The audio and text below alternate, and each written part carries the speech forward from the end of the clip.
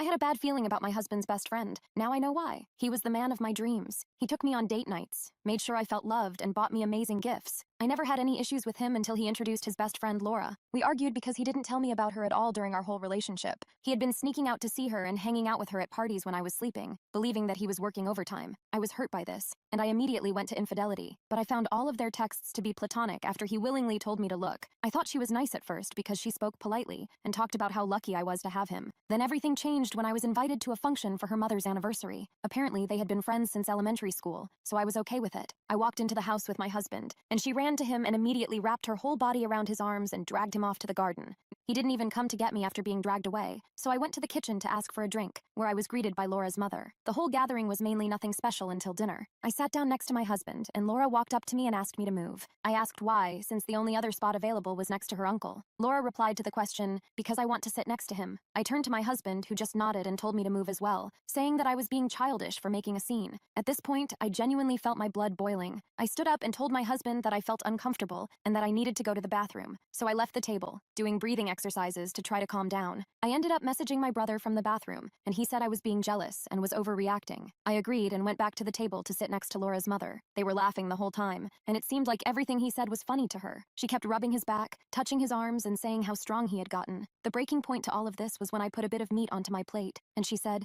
"Are you really going to eat all of that?" I froze in embarrassment while she and my husband laughed. Her mother stood up for me, saying that it was inappropriate and to treat guests with respect, but she ignored it. I stood up from my chair and walked out the front door to call my dad. I told him to pick me up and that I'd explain in the car. When I got in the car, I broke down and told him everything. He said that I was most likely overreacting, but he agreed that the situation was very uncomfortable. I thanked him and went back to our house. While I was getting comfortable, my phone was flooded with messages from Laura and my husband. To my horror, my husband said that I ruined the whole dinner and that he was going to stay there for the night. I then read what Laura said, saying I had ruined her night because of my pygmy behavior. After doing research on that word, it filled me with anger. My husband came home from Laura's at 5 p.m. I immediately told him that leaving me to stay at another woman's house was disgusting. He started shouting that I was overreacting and needed to go to counseling for my jealousy issues. For about a month, my husband became more distant and cold. I could feel that our argument wedged a gap in our marriage until I got a message from Laura this morning with a positive pregnancy result and a threat saying we should get divorced because it's my husband's child. I don't know what to do. I feel like I failed as a wife.